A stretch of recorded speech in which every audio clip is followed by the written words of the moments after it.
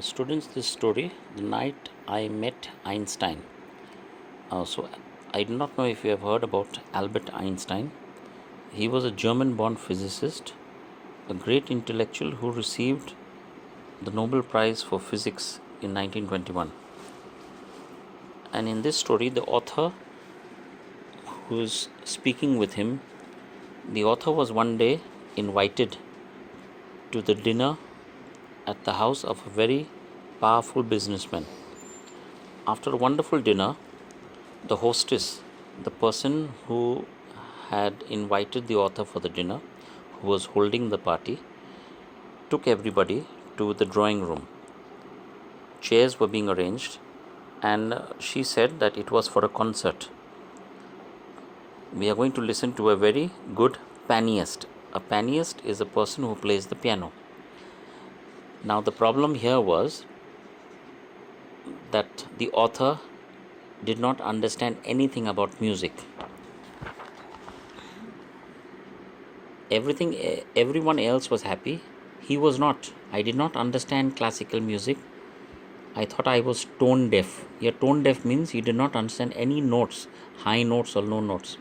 So he sat there and he did not want to be impolite. So when others also started, the concert began and others started paying attention. He also paid attention, but he did not understand anything.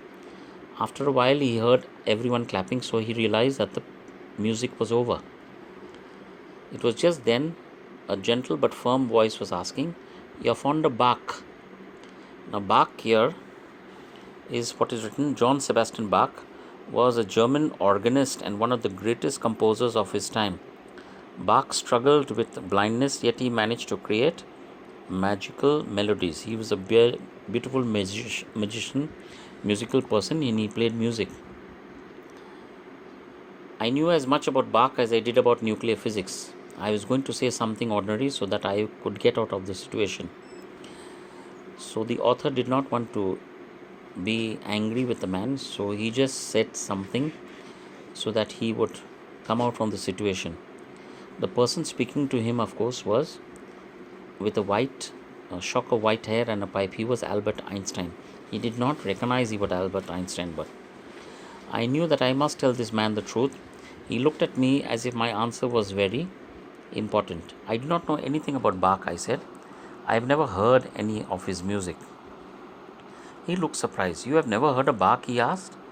He made a sound as if I had said that I had never taken a bath. It looked very strange to him that somebody had never heard music. "I'd like to understand music so that I could understand Bach," I said. "But I'm not able to. I'm tone deaf." The old man got up. "You will come with me?" he asked. I just remained seated. "I'm requesting you to come with me," he said again.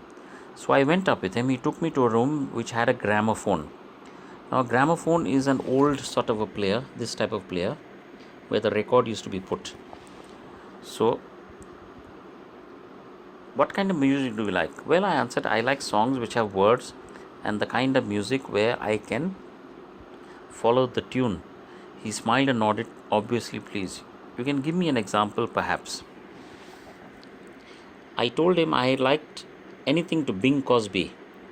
At once, I could hear Bing Crosby's voice filling the room. Now, Bing Crosby was an English singer who sang beautiful jazz music also.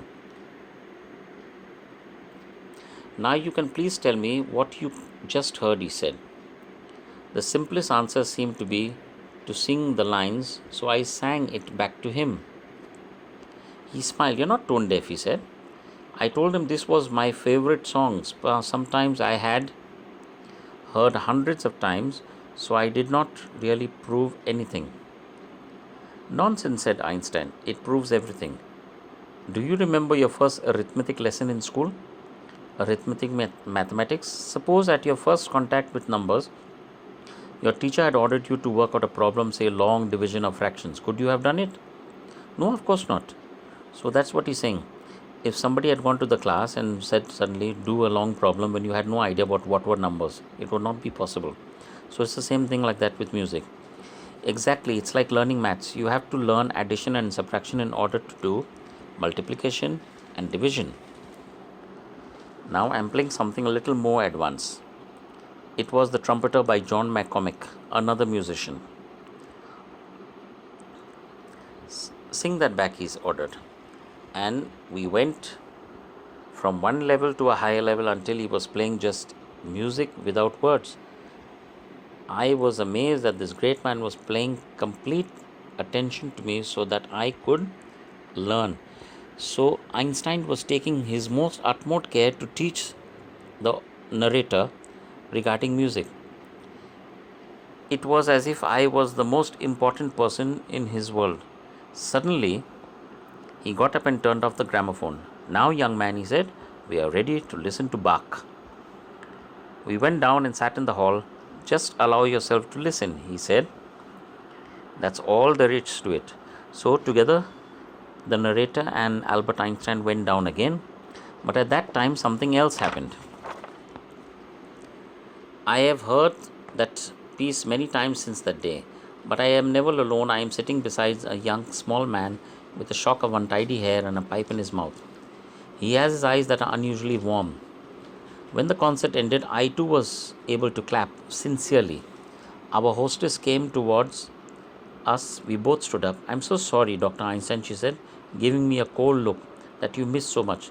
So actually, the hostess was quite angry that Dr. Einstein had taken me up to listen to music and he had missed part of the concert. So she was quite upset and she kept looking at the narrator. I'm sorry too, he said. My young friend here and I, however, were engaged in the greatest activity of which a human being is capable. Now she was shocked, wondering what he is talking about. She looked puzzled. Really, she said, and what is that? Einstein smiled and put his arm across my shoulders, opening up the frontiers of beauty. So here, opening up the frontiers of beauty means exploring for the first time. Because the narrator, that is Jeremy Weidman, for the first time understood music. And so Einstein was happy that he could teach somebody music on that day.